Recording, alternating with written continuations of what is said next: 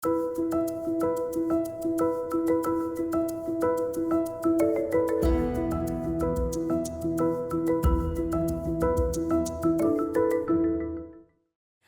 bonjour, mon nom est Mona Fortier, je suis la députée d'Ottawa-Vanier-Gloucester et aujourd'hui, dans l'émission Dans mon quartier, je suis très fière d'avoir identifié quelqu'un avec qui on va pouvoir apprendre à connaître davantage, qui est dans un projet très bien connu dans la communauté, mais qu'on va également apprendre un peu plus. Alors, j'ai invité Yves Turbide, qui est le nouveau directeur général du Muséoparc. Alors, on l'a invité, je l'ai invité et j'ai bien hâte d'avoir cette conversation avec toi, Yves. Bonjour, Mona. Ça va bien? Très bien, oui, toi? Alors, je vais commencer un petit peu par toi, puis après ça, on parlera du Muséoparc. Alors, qui es-tu, Yves Turbide? Qui es-tu? D'où viens-tu? Que fais-tu? C'est ça, exactement. Écoute, je suis originaire du Saguenay-Lac-Saint-Jean. J'ai passé une vingtaine de premières années de ma vie là-bas, aux études jusqu'au collégial. Après ça, je suis allé étudier en art dramatique à Moncton. J'ai fait mon baccalauréat spécialisé en art dramatique pour devenir comédien. J'ai travaillé là-bas pendant une vingtaine d'années. Puis là, ça fait au-delà de 22, 23 ans là, que je suis dans la région. Dans la région de la capitale nationale. Dans la région de la capitale nationale. Et puis, j'ai travaillé principalement avec les compagnies de théâtre du Nouveau-Brunswick, mais aussi dans la région ici, avec les compagnies qui sont installées à la Nouvelle-Scène, là, sur King Edward. Théâtre pour enfants, théâtre pour adultes, également avec quelques compagnies du côté du Québec, du côté de Gatineau. Mais, ça fait que j'ai travaillé pendant peut-être une dizaine d'années, de façon assez soutenue comme comédien avec les compagnies. Après ça, j'ai commencé à travailler avec Théâtre Action comme gestionnaire de projet, puis après ça, comme directeur général adjoint. Puis là, j'ai délaissé tranquillement pas vite la scène, là, parce que ça prend quand même du temps, hein, toutes les répétitions, le travail avant les répétitions, pendant les répétitions, tout ça. Ce qui fait que, puis après ça, j'ai sauté... je suis allé directement comme directeur général de l'Association des auteurs et d'auteurs de l'Ontario français pendant 14 ans, de 2011 à 2025. Puis depuis le mois d'août, je suis à la direction générale du Muséoparc. Oui, puis on va y revenir. Oui, puis écoute, c'est vraiment, je suis vraiment absolument choyé là, de travailler, de faire partie, je dirais, de cette équipe-là, autant du côté de la gestion, autant du côté des employés que de la gouvernance. Puis juste avant qu'on aille parler du Muséoparc, juste encore un petit peu à propos de toi. Alors, parle-nous de ce qui te passionne, parce qu'on va vouloir comprendre pourquoi tu es rendu au Muséoparc aujourd'hui, mais qu'est-ce qui t'a passionné dans ton parcours? Qu'est-ce qui m'a passionné dans mon parcours? Étudier pour être acteur et devenir acteur, pour moi, ça a été une expérience. J'ai jamais eu l'impression que je travaillais. Ah! Tu sais, là, j'allais jouer, j'allais aux répétitions, puis... et aussi, qu'est-ce qui est bien intéressant, ce que j'ai beaucoup apprécié, ce que j'apprécierais encore si j'en faisais toujours, c'est tout le travail d'équipe. Tu sais, le théâtre, on travaille en gang, on travaille toute la gang. Les acteurs, metteurs en scène, ceux qui s'occupent des costumes, la régie, la production, tout ça. C'est un beau travail d'équipe où on sent que tout le monde rame dans le même sens pour le projet. Les gens ne sont pas là pour leur crédit personnel, mais ils sont tout le temps là pour travailler, faire avancer le projet pour que le spectacle aille bien et soit apprécié, finalement. Bien, on voit que tu es passionné. Oui. Tu es motivé. Ah oui, tout à fait. Alors, si encore, en fonction de ton parcours, si je te demandais ton top 3 réalisations, qui va venir nourrir, entre autres, ce que tu vas faire maintenant. Mais tu sais, top 3 réalisations, top 3 réalisations, écoute, en 2013, j'ai fait partie d'une troupe où on a monté un spectacle qui s'appelait Fool for Love de Sam Shepard. Oui. Une pièce à 4 personnages, mais 2 personnages principaux qu'on a joué sur un motel Colonial Inn sur le chemin de Montréal. C'était vraiment, on jouait dans une chambre d'hôtel avec 13 spectateurs seulement. Wow. C'était vraiment, c'était une belle expérience parce que c'est un rapport qui est différent avec le public. Quand tu joues sur scène, souvent, tu as beaucoup d'éclairage, donc tu vois pas nécessairement le public qui est en avant, puis on a ce qu'on appelle le quatrième mur, là, tu vois, là, qui vient comme faire une séparation entre ce qui se passe sur scène et on a toujours une oreille attentive quand même à ce qui se passe dans la salle, mais là, d'avoir les gens vraiment près de nous, comme ça, tu sais, puis ils étaient tous assis adossés au mur, c'était vraiment... Puis bon, ben écoute, c'est sans doute mon plus haut fait d'armes, mon plus haut fait d'armes en théâtre. J'ai quand même j'ai été récompensé de 2 prix. Le prix Rideau Awards pour l'interprétation masculine, puis un prix de théâtre-action pour l'avant-scène. Un autre fait d'armes en théâtre, ben écoute, j'ai fait partie d'un projet qui était une coproduction avec le Théâtre de la Vieille 17 ici à Ottawa, le Théâtre populaire d'Acadie, puis une autre compagnie aussi française. T'sais, on a joué une comédia dell'arte pour enfants. Alors, tu sais, avec les personnages d'Arlequin, Madame Pantalone, le docteur. Moi, j'étais le capitaine. Puis c'était des spectacles avec des masques qu'on a fait au-delà de 150 représentations là, au Nouveau-Brunswick, au Québec. C'était à quelle période? À la fin des années 90, début des années 2000. Je pense que j'ai un vague souvenir d'avoir vu ça. C'est ça, Radio-Canada avait fait un spécial là-dessus, je pense. Oui, je me souviens, Alors, ça, c'est pour le théâtre. Et puis, ben, du côté des auteurs, j'ai travaillé avec l'équipe, évidemment. Je n'ai pas réalisé ça seul. Mais on a mis sur pied une plateforme numérique qui s'appelle Ontario Terre de mots. Alors, c'est une plateforme qui allie le tourisme et la littérature. On a demandé aux auteurs d'écrire de courts textes sur différents lieux en Ontario, puis qu'on a répertorié dans un premier temps en fonction des thématiques qui se dégageaient de chacun des textes pour faire des cartes thématiques. Puis les gens peuvent aller sur la plateforme, sélectionner une carte thématique, ils vont avoir plusieurs lieux, puis en cliquant sur le lieu, ils vont avoir l'information sur le lieu, sur l'auteur qui a écrit le texte. Puis aussi, on a répertorié les textes en fonction de des lieux et en fonction de leur proximité pour créer des petits parcours terrestres. Fait que les gens peuvent sélectionner un parcours, faire 2-3 kilomètres à la marche, puis arrêter en avant de chacun des lieux. Bien, les textes sont en version écrite et en version audio. Ça fait que tu peux y aller avec tes écouteurs sur ton téléphone, puis tu peux aller en avant du lieu, puis te laisser inspirer par le texte de l'auteur qui a été écrit sur tel ou tel lieu. Ça fait que c'est toujours en marche, là, avec la nouvelle direction générale qui est à l'association maintenant. Je crois qu'ils vont continuer à développer là, quelques textes et quelques lieux là, annuellement. Ça fait que... puis ça met de l'avant, Puis il y a une section sur les auteurs où on retrouve la jaquette des livres des auteurs. En cliquant dessus, ça nous amène directement sur un site de vente où on peut acheter le livre de l'auteur. Ça fait tout ça pour faire de la promotion des auteurs, finalement, et des autrices. Donc, ça, c'est ton top 3 réalisations. C'est pas mal bien, quand même. Oui, je pense que... Là, tu vas en rajouter j'espère bien. dans ta liste. Alors, oui, c'est ça. Mais j'ai aucune inquiétude là, avec en tout cas, la s'il y a une chose que le Musée au Parc, on va apprendre davantage, mais qu'on sait, c'est que c'est un bijou dans notre communauté. Puis, le Musée au Parc a, depuis les dernières années, pris beaucoup d'ampleur. Il y a eu des défis pendant la COVID, parce qu'il fallait se réinventer, trouver... Et il y a eu un succès sur ce plan-là. Et quand Madeleine Meyer dit, ben c'est au tour de quelqu'un d'autre, alors tu as participé au concours et puis on est heureux de te voir à la barre depuis le mois d'août, je pense que tu as mentionné tantôt.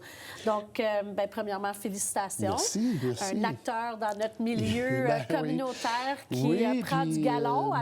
Oui, tout à fait. Puis écoute, moi, j'allais travailler, quand je travaillais à Théâtre Action, qui était sur le chemin de Montréal, là, je travaillais dans Vanier, donc j'avais été en contact là, avec le quartier, puis avec la francophonie de Vanier. Là, ça fait que... non, écoute, je me sens vraiment choyé d'être à la tête, d'être à la barre du Musée au Parc. Comme je disais là, d'entrée de jeu, avec l'équipe, on forme une belle équipe. Chacun est compétent dans son domaine. Puis, encore une fois, on rame tous dans le même sens. On travaille tous pour le projet puis pour le développement du Musée au Parc. La reconnaissance, la visibilité du Musée au Parc, de notre mission qui est de faire rayonner, faire connaître la francophonie, faire connaître le Musée au Parc, mais faire connaître la francophonie aussi de Vanier, dans Vanier, mais à l'extérieur de Vanier aussi.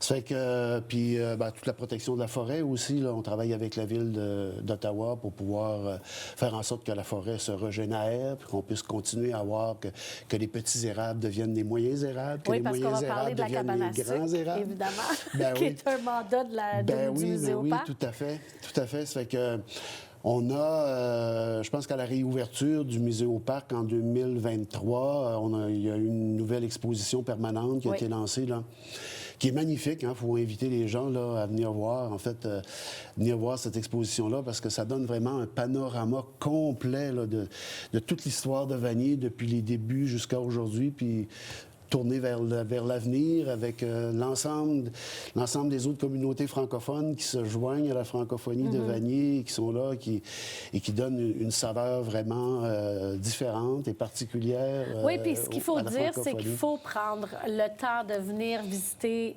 cette, tout à fait. je dirais, cette collection qui a été vraiment réfléchie, pensée. Oui. C'est beau en plus. Tu vis là, tout le moment de Eastview, de Montfort. Oui, puis l'organisation plein, aussi, là, le design de l'exposition. On se promène d'un module à l'autre.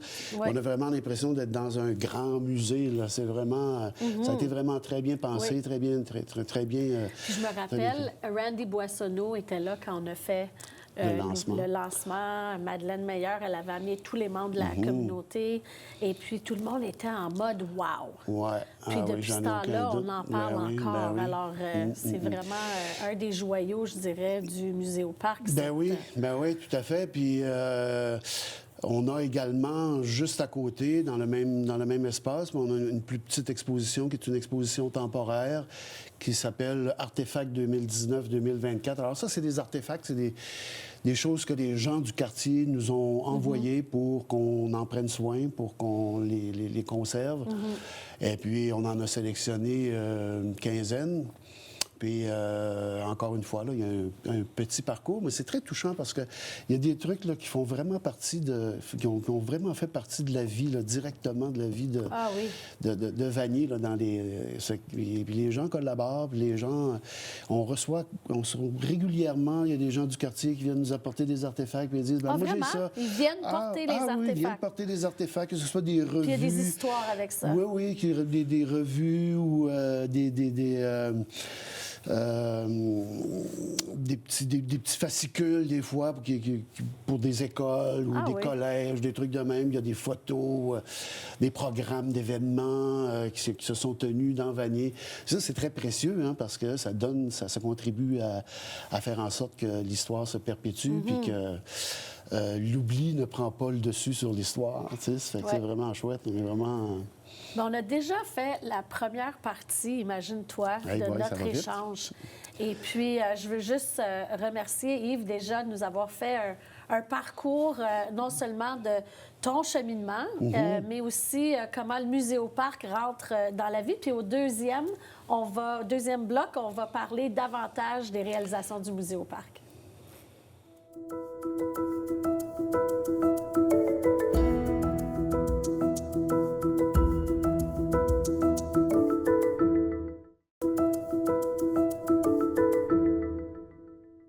Alors, re-bienvenue à notre émission Dans mon quartier. Alors, je suis Mona Fortier, députée d'Ottawa-Vanier-Gloucester, et je suis avec Yves Turbide, qui est le directeur général du Muséoparc. Puis on jasait au début, au premier bloc, au niveau de ton parcours, puis qu'est-ce qu'est le Muséoparc.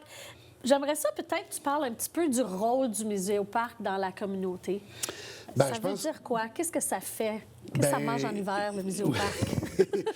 Je pense qu'en tout premier lieu, c'est un point de ralliement, c'est un point de rassemblement pour la communauté. C'est une identité pour la communauté de Vanier. Parce que je pense que la communauté de Vanier est très attachée à la forêt du parc Richelieu-Vanier, qui a été développée, entretenue par les Pères Blancs et qui ont développé une cabane à sucre. Je pense que ça a été développé à partir de 1939. Ils ont commencé à produire du sirop d'érable. Et puis, c'est ça, au fur et à mesure, au fil des années, la cabane a grossi. construit, les gens se sont je dirais, agglutinés alentour de la cabane, puis alentour de sa mission.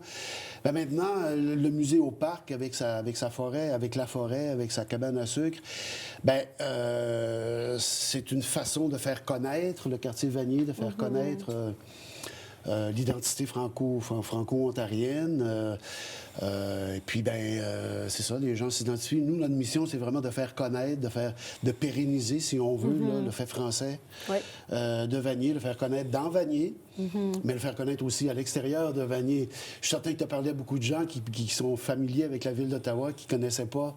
Écoute, moi, je m'amuse à dire sur la colline ou à qui veut m'entendre que la cabane à sucre, c'est la seule cabane à sucre en milieu urbain en Amérique du Nord. Ah oui? Alors, c'est vraiment incroyable quand on y pense. Là. Puis là, ils font quoi? Je veux y aller. Alors, comment on fait, là, justement, pour aller aux festivités de la cabane à sucre? Ça fonctionne comment, la programmation de la cabane à sucre? Disons que de janvier à juin, là, on est pas mal, ou au mois de mai, on est pas mal occupé avec la préparation du festival et de la période des sucres. Alors, la période des sucres, ça va de la mi-février à la mi-avril. On débute, en 2026, on va débuter le 14 février. Oh! Ça, c'est une belle journée. Si vous voulez venir vous sucrer le bec en amoureux, vous êtes tous et toutes les bienvenus. Mais oui, en fait, on commence avec l'entaillage ça commence avec, on fait appel à la communauté pour venir nous aider à faire l'entaillage des érables. Oui. Et puis après ça, au fur et à mesure que le temps passe, on fait appel quand même à la communauté pour venir ramasser l'eau d'érable.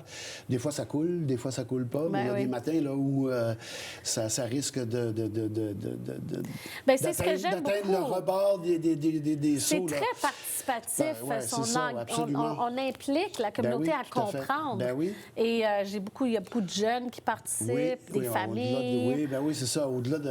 À chaque année, là, pour toute la période des sucres, on a au-delà d'une centaine, 125 bénévoles qui viennent, qui sont intéressés. Puis on fait quand même appel là, à toute la communauté, tous ceux et celles. Là, venez vous abonner à notre infolette. Vous allez avoir toute l'information, toutes les dates pour pouvoir participer ou à l'entaillage ou à la récolte de l'eau d'érable. Et puis, à la fin du mois de mars, on a le festival. Le festival qui s'étend sur une semaine. Alors, la première semaine, les jours de semaine, c'est des activités scolaires. Alors, les écoles viennent. Puis les jeunes ont un parcours d'à peu près 6 stations qu'ils font sur le site avec un spectacle musical. Ils peuvent manger sous le grand chapiteau. Oui. Et puis, ils repartent avec un petit bâton de tir. Puis en tout cas, c'est vraiment très agréable. Et il y a des stations qui parlent de la sériculture aussi. Ce qu'on donne de l'information aux jeunes. C'est très éducatif. Là. On leur dit d'où vient le sirop d'érable, comment c'est fait, mais comment faire en sorte de préserver la forêt, puis comment prendre soin de cette forêt-là, mais de toutes les autres forêts aussi, là, où ils seront appelés à aller dans leur vie, dans les années qui vont suivre. Pour nous, c'est très important, tout le côté éducatif. On a des programmes qui sont donnés pendant le festival, mais aussi à l'extérieur. Il y a des écoles pendant toute la période du... pendant le festival, il y a aussi le concours de la soupe. Puis il faut avoir du sirop d'érable dans la recette. Je sais parce que j'ai été juge. Cette année... Il y a également le festival au niveau la compétition des bûcherons. Alors, ça aussi, allez chercher vos équipes, préparez-vous. Il y a beaucoup d'activités pendant la soupe splash, cette année, ça va être 2 semaines avant le festival. 2 semaines avant, OK, parce que la semaine qui précède le festival, c'est la semaine de relâche des écoles. Ah oui, d'accord. Puis, on l'a mis la fin de semaine, la semaine d'avant. On l'a sorti un peu du festival. Ça demeure une activité de financement pour le festival. C'est un pré-festival. C'est un pré-festival parce que cette année, on va avoir 3 journées scolaires au lieu de 2. Ah, excellent! Ça fait qu'on va pouvoir avoir davantage de jeunes qui vont venir pendant le festival. Puis, pendant le week-end, le samedi et le dimanche, on reçoit comme 5 à 6 000 personnes par jour là, qui viennent prendre leur petit déjeuner à saveur de sirop d'érable et qui viennent participer aux différentes activités. Comme tu en as parlé le dimanche, il va y avoir notamment le concours de bûcherons, mais pendant ces 2 jours-là, sous la tente, il y a des artistes qui viennent chanter. On a une programmation musicale avec des artistes franco-ontariens. En tout cas, il y en a des activités. Oui, il y en a pour tous Puis, les goûts. j'invite Et les c'est gens à aller gratuit. sur le site Web parce Et que, c'est gratuit, justement, l'entrée. c'est gratuit, c'est accessible. Ouais. Il y en a pour tous les goûts, hein? Ben oui, absolument. Pour se sucrer le bec. Il y en Ouais, a pour pouvoir s'amuser Ouais, aussi. tout à fait. Puis, pour tout le monde, on invite même les anglophones. Ben oui. Hein? C'est pas Ben oui, juste parce une que- activité oui, oui. francophone. Non, Ça non, se passe non, en non, français, mais absolument, on invite les gens. absolument. Je Oui, pense oui. que c'est comme ça. On attire de plus en plus... On attire, hein? C'est pas pire ce que je veux dire. Mais on attire de plus en plus de gens au Festival des sucres. Je sais que ça prend toujours de l'ampleur à chaque année. Oui, effectivement, ça prend toujours de l'ampleur. Puis, il y a le festival, mais après ça aussi, les gens peuvent réserver à la cabane pour venir prendre un déjeuner, un groupe. Jusqu'à la mi-avril, il y a la possibilité de réserver les fins de semaine pour venir prendre un petit déjeuner en groupe. Alors, c'est venir goûter à la saveur franco-ontarienne ou franco-canadienne. Excellent. Puis il y a d'autres activités qui se passent. Je ne sais pas, Yves, si tu es au courant, mais au cours de ma carrière politique, donc ça fait 8 ans que je suis députée, j'ai eu 2 cérémonies d'assermentation. Imaginez-vous, une cérémonie d'assermentation de nouveaux citoyens et citoyennes canadiens à une cabane à sucre. On ne peut pas avoir meilleur que ça. Ben non, parce que le drapeau canadien, feuilles d'érable, cabane à sucre, érable, c'était vraiment... On l'a fait dans l'ancienne cabane puis dans la nouvelle cabane. Alors, c'est ça. Puis on est toujours ouvert à en faire d'autres. On va s'organiser pour en avoir d'autres, c'est certain. Pour en faire d'autres. Puis la cabane est toujours possibilité de louer aussi la cabane.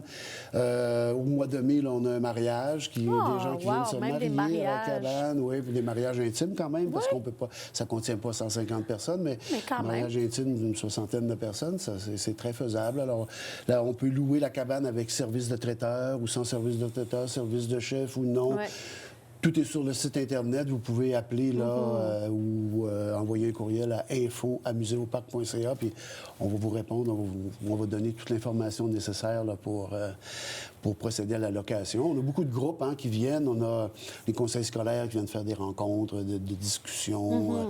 Ça fait que, oui, la cabane est vraiment appréciée. C'est actif. À venir jusqu'à maintenant, tous ceux et celles qui sont venus étaient comme époustouflés par la beauté, puis par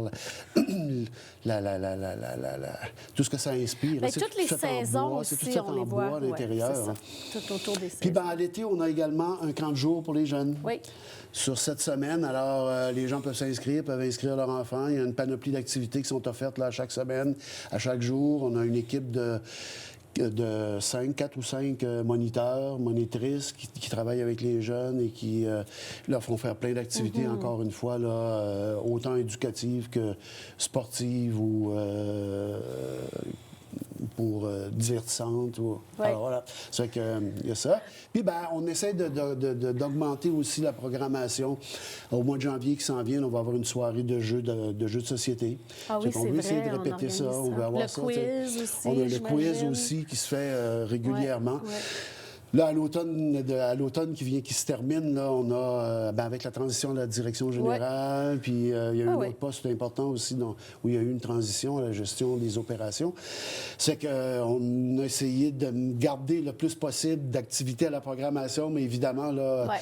on était tous un peu en mode rattrapage. Là. Ça fait que, mais pour l'année 2026, là, on promet d'avoir une belle programmation à Parlons offrir. de l'année 2026. Moi, des éléments du Muséoparc que j'aime beaucoup, c'est l'équipe qui est là. Il y a des bénévoles au conseil d'administration. Il y a des membres de ton équipe avec qui donnent corps et âme pour servir la population. Il y a des bénévoles. Alors, parle-nous un peu, parce qu'il ne reste pas grand temps. Il reste à peu près 3 minutes. Alors, juste pour donner... le fait que c'est quand même très actif avec tous les gens qui sont là. Oui, tous les gens qui viennent travailler, que ce soit pendant la période des sucres ou comme au sein du conseil d'administration, ou des gens, des fois, qui viennent, on fait appel à des bénévoles pour des activités, parce qu'à chaque mois, on a une activité communautaire pour les jeunes, ça s'appelle Créactivité. Alors, c'est des jeunes qui viennent faire du bricolage le samedi matin, une fois par mois. Alors, souvent, quand on a des gros groupes, on peut avoir des bénévoles qui viennent nous aider également. Mais oui, c'est que les gens sont attirés par le musée au Parc, donc ils sont enclins à venir faire du bénévolat, puis à venir... On a des gens qui viennent travailler avec Yannick, qui est notre conservateur aussi, pour travailler sur toute la codification des artefacts, tout ça. Ça fait qu'on a des bénévoles qui viennent faire ça. Vous avez eu plein de bénévoles dernièrement avec la magie de Noël qui a eu oui, lieu. avec la magie de Noël, Ça a été une grosse activité. On a ramassé au-delà de 400 cadeaux, des jouets neufs que la communauté est venue nous porter, au-delà de 3 000 de dons. Mais si tu permets, avant qu'on se quitte, j'aimerais parler, parce qu'à l'automne 2026, ça va marquer le 100e anniversaire de la création de l'Ordre de Jacques-Cartier, qui a été créé, comme on le sait, à l'église Saint-Charles par le curé Barrette en 1926. Alors, on va avoir une série d'événements et de célébrations pour souligner la création de cet ordre-là, qui était un ordre un peu secret, mais qui a contribué énormément à l'avancement de la francophonie. Puis on va en parler pendant le 100e on va en parler pendant ce temps-là, là, parce qu'on sait que ça a permis de rendre bilingues plusieurs institutions fédérales et même de rendre bilingues les timbres et les billets de banque et bien d'autres initiatives qui ont été mises de l'avant.